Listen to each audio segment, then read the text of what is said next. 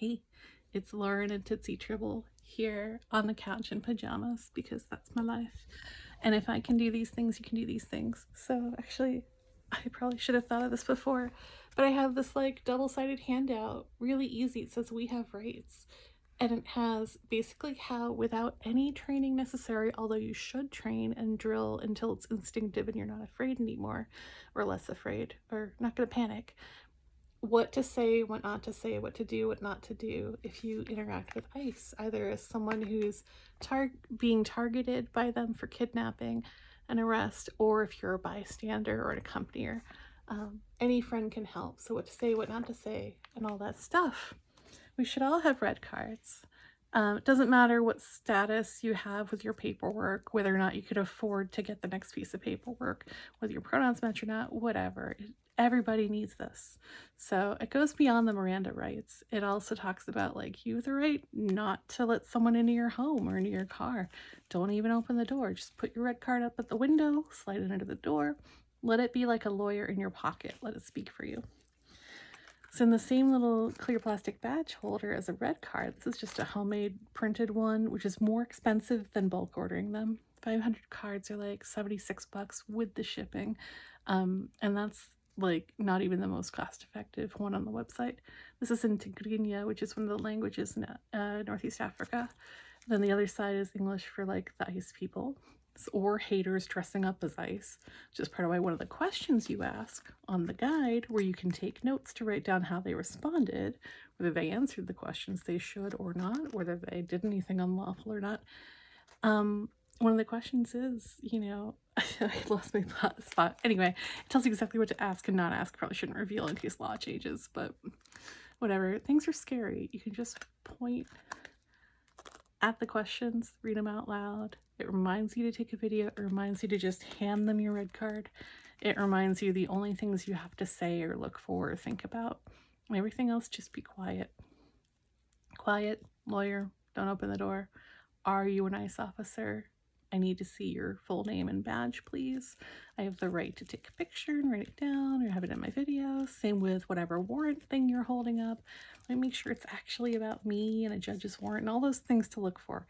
I'm not a lawyer. I'm no expert. I'm Lauren in pajamas with disabilities and a lot of tired. But if I could do it, you can do it.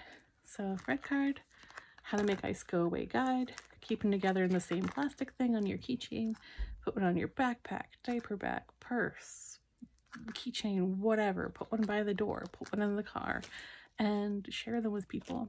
A lot of people who need these the most can't afford, especially since it often costs like more than $2,000 or $3,000, sometimes $30,000 to pay bond, or sometimes legal fees are really expensive too.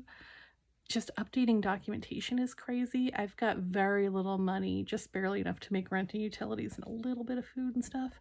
And I had to do a driver's license recently and a birth certificate, and it costs a lot of money. It took months, and I'm fully a citizen with no like issues with paperwork, and it was still cost prohibitive. I think for 2 years I delayed getting my real ID because I just couldn't do it. I had a valid license and everything, luckily, but like, dude, it's impossible. Keeping your paperwork up to date, perfectly intact, getting through the system in the first place is not as easy as it was even a decade or two ago. It's certainly not possible for everybody, even if you try to do everything, quote, the right way. So we got to stand up for each other and the rights that this country actually stands for, the rights that fit on your little red card and all the other ones too. But at least these ones should be down cold. If anybody wants links, I've got links, so I don't have to keep talking. I only get a little verbal time each day, and I'm about to check out completely. So little Tootsie Kins is ready for some cuddles. Oh, she's so cute. She's so cute. She hangs out with Reverend Warnock, who says a vote is a kind of prayer about the world, about the kind of world you wish to live in. Something like that. Your vote goes that way, but so do all your actions. Every action can heal or harm, build or break. And there's a lot of breaking, but we don't have to. So step by step, help each other out, buy them, trade them, buy a bunch in one language, swap them with your house of worship or organization, swap them with me. We'll get it spread throughout, and then we will keep standing up for these rights, however long it takes.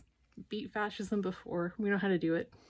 We see right through all the garbage. So they'll rant and rave and hurt a lot of people and kill a lot of people. But we see through it and we will overcome it. Let's just get on the ball so we overcome it more quickly than more slowly. Sooner the better. All right, I'm out of words. Do the right thing, know your rights, and share them with others. Bye.